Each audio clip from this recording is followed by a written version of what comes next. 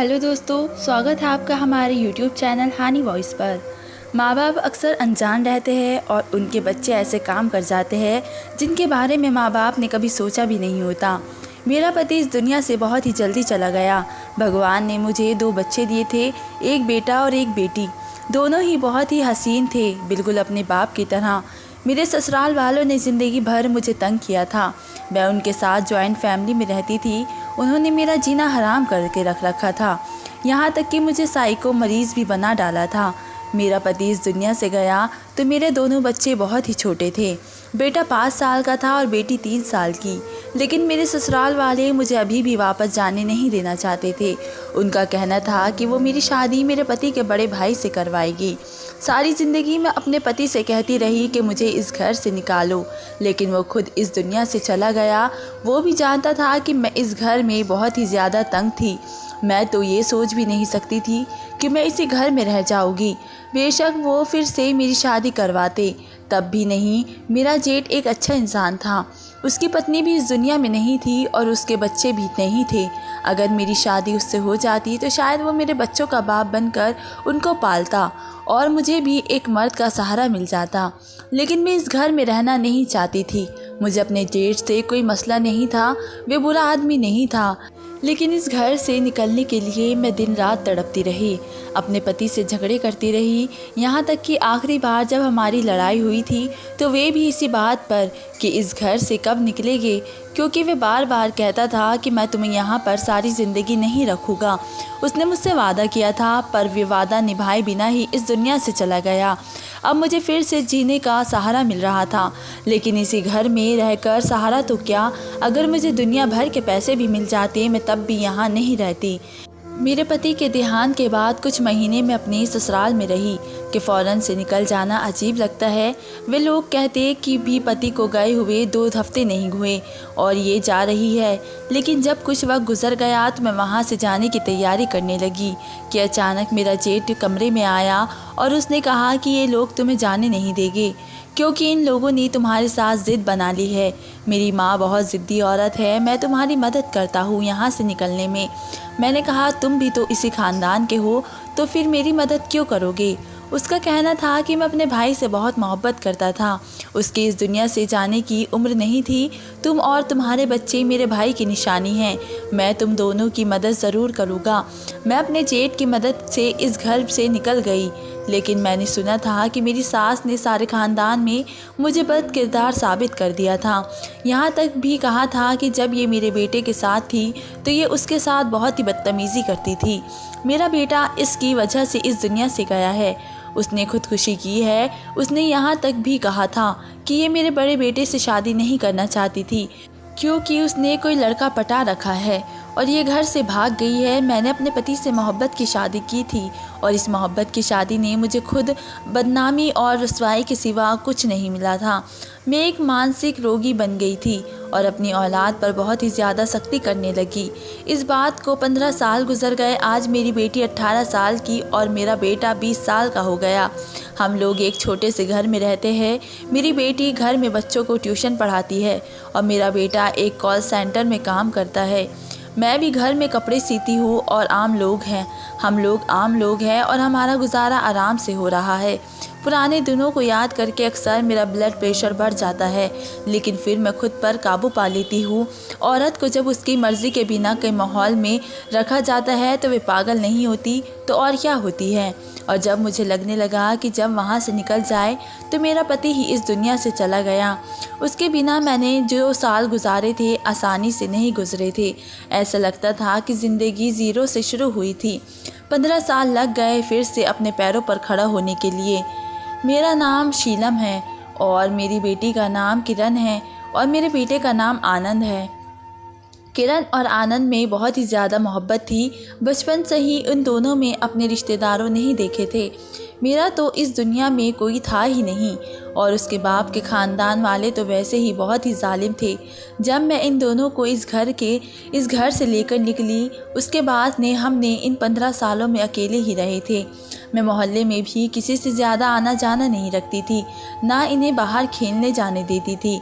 मुझे सब कहते थे कि ऐसा करोगी तो तुम्हारे बच्चे भी साइको हो जाएंगे। मेरा कहना था कि ये दुनिया बहुत बुरी है, यहाँ मोहब्बत के नाम पर धोखे दिए जाते हैं। मेरे बच्चे जब तक मेरी आंखों के सामने रहेंगे तो तसल्ली होगी कि वे सुरक्षित है। अपने बच्चों को ज़माने से छुपाकर सबसे दूर रखने का फ़ायदा ये हुआ कि वे एक दूसरे के बहुत ही करीब आ गए। अब वही एक दूसरे के साथ खेलते, बातें करते, और ये सबसे अच्छी बात थी क्योंकि एक भाई ही बहन का सबसे अच्छा रक्षक होता है और बहन अपने भाई की सबसे अच्छी दोस्त होती है। उनको ये बात समझ आ गई कि दोस्तों की ज़रूरत ही नहीं है। भाई बहन जब एक दूसरे को दोस्त बन जाए तो फिर किसी और दोस्त की क्या ज़रूरत है। इसलिए वे भी आपस में बहुत ही अच्छे दोस्त बन गए। दोनों शुरू से ही एक ही स्कूल में गए और एक ही कॉलेज में पढ़ते थे। अब उनकी पढ़ाई पूरी होने वाली थी। मुझे इन दोनों का प्यार देखकर बहुत ही खुशी होती थी, लेकिन फिर कुछ अजीब होने लगा। इतना अजीब कि मैं हैरान और परेशान रह गई। मेरे बेटे की आदत थी कि रात को सोने से पहले दूध का एक गिलास पिया करता था, नहीं तो उसको नींद नहीं आती थी। लेकिन वो ज़िद करता था कि मैं दूध का गिलास सिर्फ अपनी बहन के हाथ से ही पीऊँगा। मैंने उसे कहा कि वो सो गई है, तुम ये दूध का गिलास पी लो और सो जाओ। लेकिन उसका कहना था कि उसे बुलाओ, उसी के हाथ से दूध का गिलास पीना है। मुझे उसकी इस बात पर बहुत ही गुस्सा आता था। मैंने कहा, ये क्या हरकत है, छोटे बच्चों की तरह ज़िद लगा रखी है। इतने में किरण वहाँ पर आ गई और शायद वो हमारे शोर की आवाज़ सुनकर जाग गई और उसका कहना था कि माँ, आप लोग क्यों शोर कर रहे हो। मैंने उसे बताया कि ये बात कर रहा है तो किरण हंस दी और बोली कि बस इतनी सी बात है, कोई बात नहीं, मैं पिला देती हूँ। आनंद ने किरण के हाथ से दूध का गिलास पी लिया और किरण उसी कमरे में बैठ गई। 2 घंटे बाद किरण उस कमरे से बाहर निकली। रात के 12 बज गए थे। मैंने कहा कि दूध पिलाते हुए तुमने 2 घंटे लगा दिए। तो कहने लगी कि हम बातों में लग गए थे। मैंने उसे डांटा कि बातें करने में वक्त ज़ाया मत करो, सुबह जल्दी उठना होता है, रात को जल्दी सोया करो। मैं हैरान हुई कि आनंद ने अचानक से क्या ज़िद पकड़ ली थी कि अपनी बहन के हाथ से दूध पीना है। खैर, ये बात एक दिन तो हो गई, लेकिन ये एक दिन की बात नहीं थी। आनंद रोज़ ज़िद करता था कि वो अपनी बहन के हाथ से दूध का गिलास पिएगा और दूध का गिलास पीने के बहाने दोनों कमरे में 2 घंटे तक बातें करते रहते हैं। पहले मुझे लगा कि ये दोनों ने कोई वीडियो गेम खरीदी है या कोई फ़ोन ले लिया है जिस पर वो लगे हुए हैं, लेकिन जब मैंने जाकर देखा तो ऐसा कुछ नहीं था। उस कमरे में बस दोनों बैठे बातें कर रहे थे। एक दिन तो 2 घंटे से भी ज़्यादा वक्त हो गया। अब मुझे गुस्सा आया कि कोई वक्त है बातें करने का। मैंने दरवाजे पर दस्तक दी तो मैं हैरान और परेशान रह गई। दरवाज़ा अंदर से बंद था। मैंने ज़ोर ज़ोर से दस्तक देना शुरू कर दी और फिर 5 मिनट बाद दरवाज़ा खुल गया। मैंने कहा कि किसने दरवाज़ा बंद किया था? दरवाज़ा बंद करके तुम लोग क्या कर रहे थे? ये कोई तरीका है? आनंद ने कहा कि गलती से दरवाज़ा बंद हो गया होगा, वरना हमने दरवाज़ा लॉक क्यों करना था। मैंने कहा कि बेटा, तुम बड़े अच्छे घर में नहीं रहते हो जहाँ ऑटोमेटिक लॉक लगे होते हैं जो खुद ही बंद हो जाते हैं। ये कुंडी वाला दरवाज़ा है और कुंडी तब तक नहीं लगती जब तक खुद ना लगाई जाए। मैंने उनको कहा कि जाओ, जाकर अपने कमरे में सो जाओ और आगे ये हरकत घर में नहीं चलेगी। किरण की पढ़ाई पूरी होने वाली थी और अब उसकी शादी की उम्र हो चुकी थी। मैं नहीं चाहती थी कि वो कहीं और दिल लगा बैठे, इसलिए मैं उसकी शादी जल्दी करवाना चाहती थी, जबकि मेरी शादी 19 साल की उम्र में हुई थी। मैंने शाम को घर में रिश्तेदारों को बुलाया और उन्होंने किरण को देखा, उससे 2-4 सवाल किए। उसके बाद मैंने किरण को वापस भेज दिया। आनंद वहाँ आया तो उसने उनके सामने एक निहायत अजीब बात कर दी। उसने कहा कि ये खाना जो आप देख रहे हैं ये मेरी बहन ने नहीं बनाया है, मैं बाज़ार से लेकर आया हूँ। मेरी बहन सुबह 12 बजे उठती है, खाना बनाना तो इसे आता ही नहीं है और मुँहफट और बदतमीज़ तो इस हद तक है कि अभी मोहल्ले में इसकी एक लड़की से झगड़ा हुआ था तो उसने उस लड़की का सर फाड़ दिया। आप यकीन नहीं करेंगे अंकल आंटी, हमारे घर में तो पुलिस भी आ गई थी। जैसे तैसे हमने रफा दफा कराया मामला, भगवान कसम बहुत ही तमाशा बना था। मैं आनंद पर हैरान थी कि वो ये सब क्या बोलता चला जा रहा था, जबकि इस बात में कोई हकीकत नहीं थी। किरण को खाना भी बनाना आता था और वो बिल्कुल भी लेट नहीं उठती थी, और वो किसी का सर फाड़ना तो राम राम, वो ऐसा कभी कर ही नहीं सकती थी। फिर इस लड़के को क्या हो गया था? मैं खुद हैरान थी कि ये नशा करके तो नहीं आया था। वो लोग तो फ़ौरन खड़े हो गए और कहने लगे कि ऐसी बदतमीज़ लड़की का रिश्ता हमें नहीं चाहिए, और बुरा भला कहते हुए वहाँ से निकल गए। उनका जानना था कि आनंद फूट फूट कर हंसने लगा। मैंने कहा कि ये क्या किया तुमने? तो कहने लगा कि आपने उनके बेटे की शक्ल देखी थी। मैं अपनी बहन की शादी ऐसे किसी इंसान से नहीं करवानी, मुझे लड़का पसंद नहीं था। तो तुम साफ इनकार कर देते, मेरे से मशवरा करते, मुझे अपनी बात समझाते। ये इतना घटिया तमाशा करने की क्या ज़रूरत थी? आनंद का कहना था कि मैंने ये इसलिए किया था कि वो दोबारा इस घर में रिश्ता करने के बारे में सोच भी नहीं सके, और आप तो सिर्फ उसकी घर और जायदाद देख रही थी, लड़की की शक्ल भी देखनी चाहिए थी। मेरी इतनी प्यारी बहन और मैं किसी लड़के के हवाले नहीं करने वाला। मुझे आनंद की हरकत पर बहुत ही गुस्सा आया, लेकिन अब जो हो चुका था सो हो गया था। उन लोगों से दोबारा बात करने का कोई मकसद नहीं था। अगर मैं कहती कि मेरा बेटा मजाक कर रहा था तो तब भी मेरी बात नहीं मानते। शाम को मैंने देखा कि दोनों बहन भाई छत पर बैठे चाय पी रहे थे और खिलखिला कर हंस रहे थे, जबकि मेरा मूड इतना ख़राब था कि उनको इस बात की खुशी थी।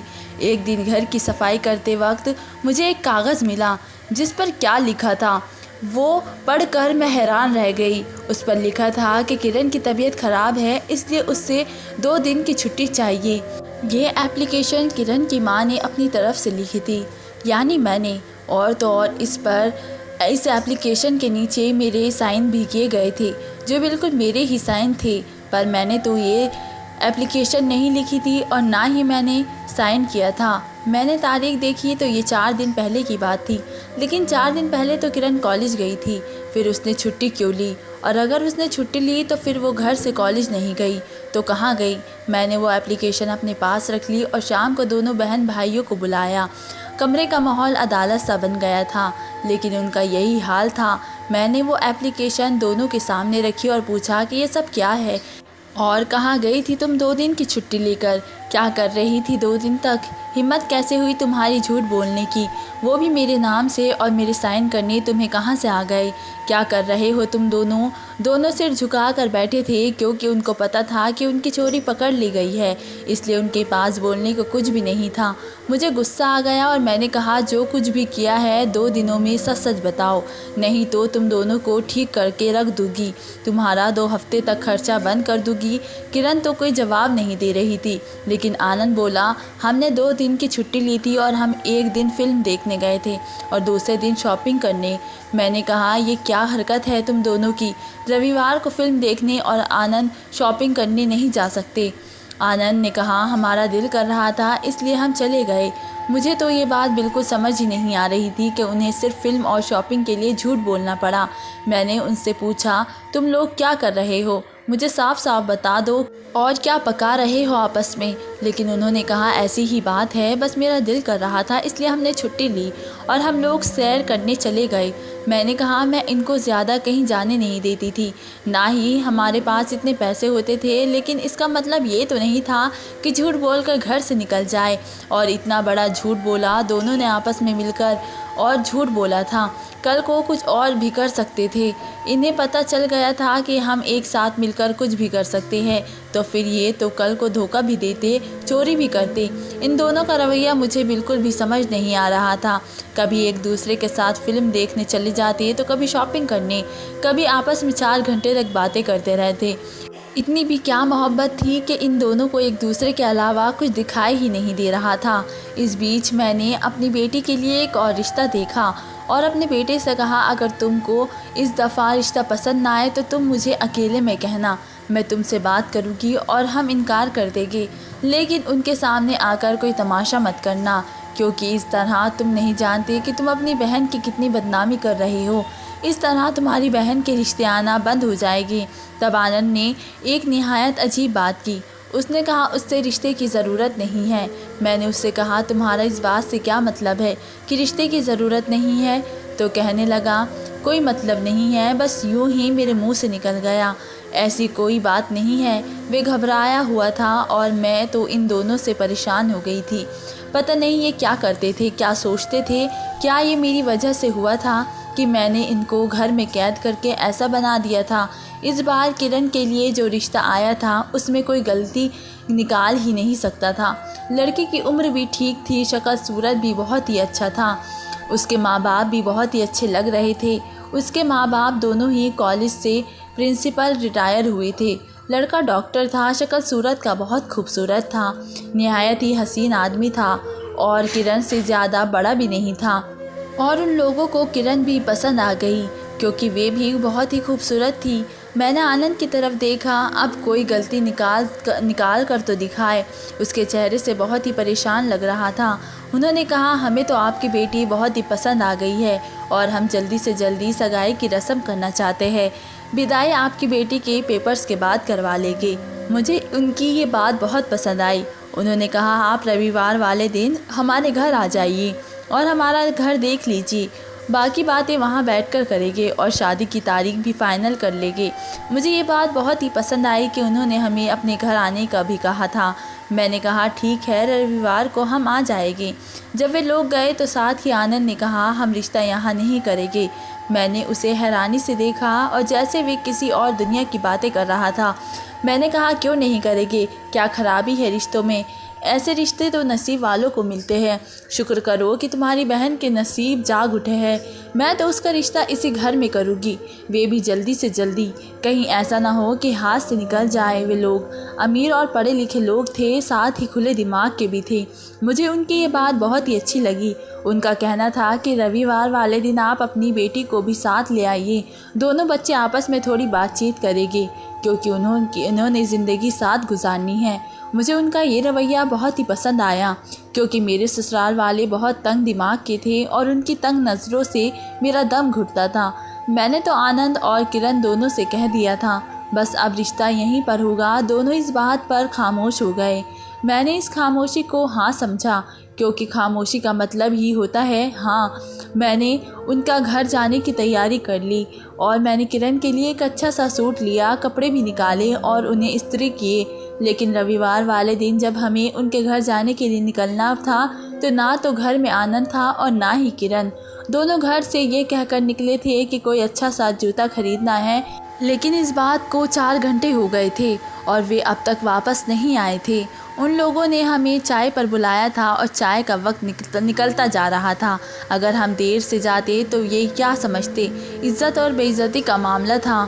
मैंने आनंद को कॉल किया, जहाँ भी हो वापस आ जाओ क्योंकि हम लेट हो रहे हैं। लेकिन आनंद का फ़ोन बंद था और किरण का भी फ़ोन बंद था। बार बार फ़ोन करती रही, मुझे बहुत ही ज़्यादा परेशानी हो रही थी। फ़ोन लगातार बंद जा रहा था। वे लोग भी घर पर नहीं आ रहे थे, यहाँ तक कि शाम से रात हो गई। उनकी कॉल आ रही थी कि आप लोग कहाँ रह गए हैं, आप लोग कब आएंगे। वो मुझे उनके सामने भी शर्मिंदा करवा रहे थे। सोचा खुद ही चली जाओ, लेकिन फिर जब वो पूछते कि बेटा और बेटी का साथ नहीं आए तो जवाब क्या देती। रात के 9 बज गए और मैंने अपना फ़ोन ही बंद कर लिया क्योंकि अब मैं उनके सवालों के जवाब नहीं दे सकती थी। जब रात के 10 बज गए तो दोनों वापस आए और हंसते हंसते आ रहे थे। मुझे देखकर उनके चेहरे की मुस्कान गायब हो गई। मैंने कहा, तुमको गए हुए 10 घंटे हो गए, इतनी देर तक तुम लोग कहाँ थे, क्या कर रहे थे। मैंने उन दोनों के मुंह पर थप्पड़ दे मारा। आज पहली बार मैंने उन पर हाथ उठाया था। मैंने कहा, तुम लोग जानते हो तुमने मुझे कितना शर्मिंदा किया है। आनंद चीख उठा, मैं इस घर में अपनी बहन का रिश्ता नहीं करना चाहता। मैंने कहा, क्या मुसीबत है, सब कुछ तो है इसमें। आनंद ने कहा, ये लड़का सोने का भी बन जाए तो मैं इसके साथ अपनी बहन का रिश्ता नहीं करूँगा। किरण बोली, मुझे किसी से शादी नहीं करनी और दोनों वहाँ से चले गए। ये दोनों तो कभी भी मेरे सामने इस तरह नहीं बोलते थे, मेरी मर्ज़ी के खिलाफ़ कभी कुछ नहीं किया था। फिर आज इन्हें क्या हो गया था। मैं सारी रात जागती रही और परेशान रही। मैंने ये भी देखा था कि कभी आनंद के कमरे में किरण 4 घंटे बैठी रहती थी तो कभी किरण आनंद के कमरे में। ये ज़रूर आपस में कोई खिचड़ी पका रहे थे। एक दिन मैंने किरण को कहा कि वे मेरे कमरे में जाकर सो जाए, मुझे उसके कमरे की सफाई करनी है। वे मेरे कमरे में जाकर सो गई और मैं उसके कपड़े पहनकर उसकी जगह पर लेट गई। थोड़ी देर बाद आनंद कमरे में आया और आकर मेरे कंधे पर हाथ रखा। इतनी जल्दी सो गई हो, आज तो बहुत ज़रूरी काम है। मैंने ऐसे नाटक किया जैसे मैं जाग गई हूँ। लेकिन अभी नींद में हूँ। 2 दिन बाकी है, फिर हमें किसी से डरने की या छुपाने की क्या ज़रूरत नहीं है। हम जो खुल्लम खुल्ला करेंगे और माँ भी हमें रोक नहीं पाएगी। मैं इतना खुश हूँ तुम्हें क्या बताऊँ। मैं सोच भी नहीं सकता था कि हम इतने खुशकिस्मत हो जाएगी। मैं तो भविष्य के ख्वाब सजा रहा हूँ। मुझे तो हनीमून पर पहाड़ों में जाना है। उसकी बातें सुनकर मेरे कदमों तले ज़मीन निकल गई। ये किस किस्म की बातें कर रहा था, वो भी अपनी बहन के साथ। तुमने शादी पर किस रंग का सूट पहना है, सोचा है क्या? मैं तो काले रंग की शेरवानी पहनूंगा। आनंद ने ये कहा तो मैं झटके से उठी और उससे थप्पड़ों से शुरू हो गई। ये किस किस्म की घटिया बातें कर रहे हो? किससे शादी करोगे तुम? किससे हनीमून पर लेकर जाओगे? क्या है ये? शोर की आवाज़ सुनकर किरण भी वहाँ आ गई और आकर मेरा हाथ रोका और कहने लगी, हम आपको सब कुछ बताते हैं, आप आनंद को मारना बंद करिए। क्या समझाओगे तुम और क्या समझाएगा ये? तुम लोगों का ज़रूरत से ज़्यादा प्यार है जो तुम्हारा रिश्ता नहीं होने देता। तुम लोग घर से गायब हो जाते हो और अब यहाँ बैठे शादी की बातें। और ये किस किस्म की बातें हैं? क्या हो रहा है ये? भगवान का वास्ता है मुझे सब कुछ बताओ, नहीं तो मेरा दिल फट जाएगा। किरण ने मुझे एक बात बताई जिसे सुनकर मेरे कदमों तले से ज़मीन निकल गई। उसका कहना था कि मुझे मेरे पापा के दोस्त के बेटे से मोहब्बत है और आनंद को उनकी बेटी से, हमें उनके बच्चों से मोहब्बत हो गई है। माँ, वो आपके ननद के सौतेले बेटे बेटी थे जिस घर ने आपको बहुत तकलीफ़ दी है। आप उनका नाम तक नहीं लेती है। हम आपको ये बात बताते तो आप कभी भी ये बात नहीं मानती। वो दोनों हमारे ही कॉलेज में पढ़ते हैं। हम लोग रोज़ एक दूसरे से मिलते थे लेकिन आपको नहीं बताते थे। आहिस्ता आहिस्ता हमारी दोस्ती मोहब्बत में बदल गई और हमने शादी करने का फ़ैसला कर लिया। उसके लिए हम एक दूसरे के पास 2-2 घंटे बैठे रहते थे कि क्या करना है, कैसे करना है। हम लोग पैसे भी जमा कर रहे थे। वो दोनों भी जानते थे कि उनके घर वाले नहीं मानेंगे, इसलिए हम चारों ने भागकर शादी करने का प्लान बनाया था कि हम लोग कोर्ट मैरिज कर लेंगे और फिर आहिस्ता आहिस्ता आपको ये सब कुछ बताएगी। माँ, हमें माफ़ कर दे, लेकिन हम अपनी मोहब्बत के आगे मजबूर हो गए। हम भी क्या करते, हमने उनसे बहुत ही मोहब्बत करते हैं और वो हमसे। जब मैं किसी और से मोहब्बत करती हूँ तो फिर आपकी मर्ज़ी से शादी कैसे कर सकती हूँ? इस बीच आप रिश्ते देख रही थी, इसलिए मैंने आनंद को कहा कि कुछ भी करके मेरा रिश्ता ना होने देना, इसलिए वे ऐसी हरकतें कर रहा था। ये बहुत ही अच्छा भाई है, उसने मेरा हर मामले में साथ दिया है। ये चाहता है कि मैं खुश रहूँ उस शख्स के साथ जिससे मैं मोहब्बत करती हूँ। ये भी बहुत ही अच्छी बहन है, उसने भी मेरा साथ दिया है। हम नहीं जानते थे कि आपको कानों कान भी खबर हो जाए जब तक कि सारा मामला तय ना हो जाए, इसलिए हम अलग अलग बहाने बनाते थे। हमें एक दूसरे से बहुत सी बातें करनी थी, पूरा प्लान बनाना था। हमें माफ़ कर देना। आपको ये सुनकर बहुत दुख हो रहा होगा और 2 दिन बाद हमारी शादी है। आपने ही हमें सिखाया था कि तुम लोगों का बाप इस दुनिया में नहीं है, इसलिए हमेशा एक दूसरे की मदद करना, एक दूसरे का ख्याल रखना। हम लोग एक दूसरे की खुशी का ख्याल ही तो रख रहे हैं। हमने अपनी मर्ज़ी से हम सफ़र पसंद किए हैं। अब वे घर पहले जैसा नहीं रहा। दादी को गए हुए बहुत अरसा हो गया है और सारे बहन भाई अलग हो गए हैं। आपको संजय याद होगा ना? किरण इसी से मोहब्बत करती है और उसको तो अभी से ही नौकरी की ऑफ़र आ गई है। जैसे ही उसकी पढ़ाई पूरी होगी वे नौकरी कर लेगा। नौकरी वाले उसको अलग भी घर भी देंगे। किरण को किसी के साथ रहने की ज़रूरत नहीं पड़ेगी। जब उसका घर अलग होगा तो उसको कोई मसला नहीं होगा। और संजय की बहन सानिया, वे बहुत अच्छी लड़की है और मैं उससे बहुत मोहब्बत करता हूँ। मैं उसे इस घर की इज़्ज़त बनाऊँगा और मुझे पता है कि आप उसको बहुत ही खुश रखेगी अपनी बेटी बनाकर। वे दोनों बोलते जा रहे थे और मैं रोती जा रही थी।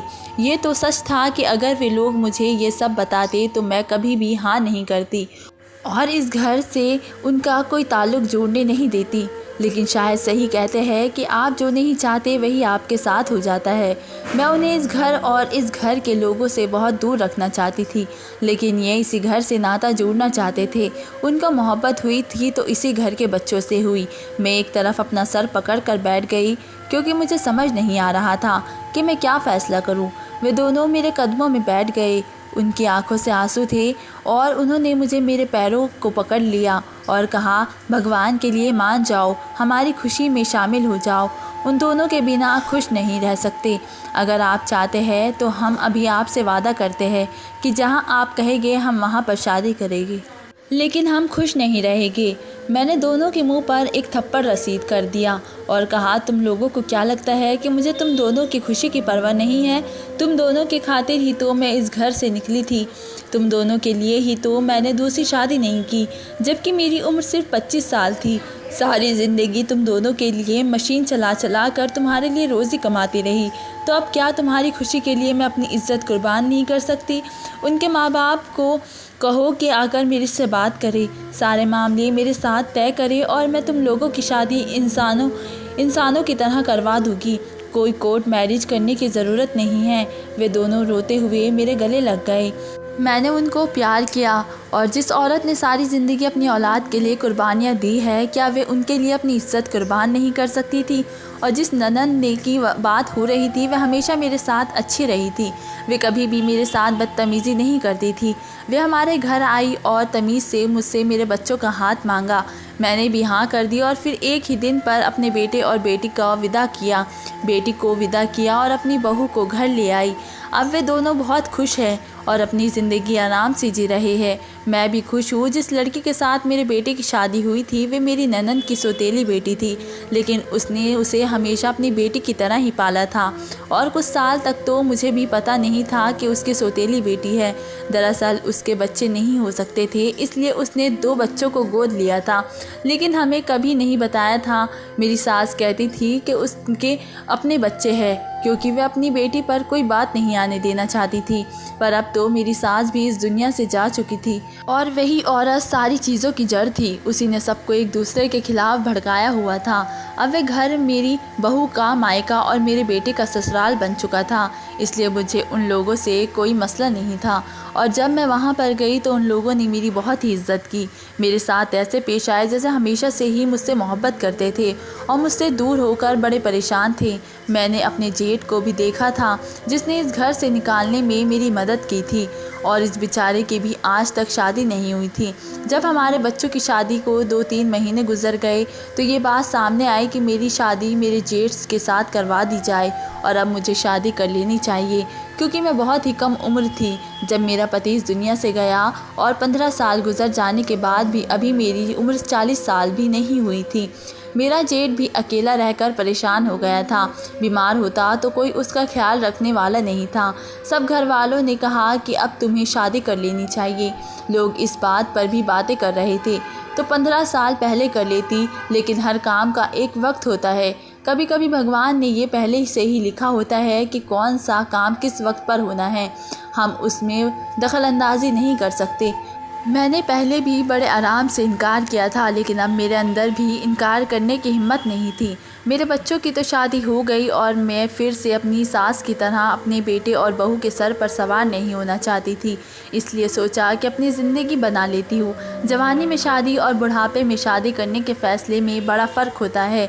जवानी में इंसान अपने बारे में सोचता है और अपने दिल और अपनी इच्छा के बारे में सोचता है, लेकिन जब वह बुढ़ापे में शादी करता है तो वह अपनी ज़रूरतों के बारे में सोचता है, अकेलेपन के बारे में सोचता है। मेरा जेठ बुरा आदमी तो नहीं था, उसकी वजह से ही तो आज मैंने अलग अलग ज़िंदगी बनाई थी। मैंने भी हाँ कह दी, वे तो पहले से ही तैयार था। हम दोनों की शादी हुई तो हमारी शादी पर हमारे बच्चों से भी ज़्यादा धूमधाम से शादी की गई। सब लोग बहुत खुश थे। परिवार के दूर दूर के जो रिश्तेदार थे वे बातें कर रहे थे, लेकिन मुझे कहा गया तो तुमने किसी की बात पर काम नहीं कर रखा, अपनी ज़िंदगी के बारे में सोचो। मैंने अपने जेठ नवीन से शादी कर ली और उसने कहा कि हम अलग से एक घर में रहेंगे। मैंने अपना घर अपनी बहू और बेटे के नाम कर दिया, जो मैंने बड़ी मुश्किल से बनाया था। वे सब कुछ मेरे बेटे का ही था। मेरी बेटी भी अपने घर में हो, इसलिए अब मैं और नवीन एक छोटे से फ्लैट में रहते हैं। मैं अपना काम करती हूँ, कपड़े सीती हूँ और वे भी जॉब पर जाता है। एक दूसरे के साथ अच्छे तरीके से रहते हैं।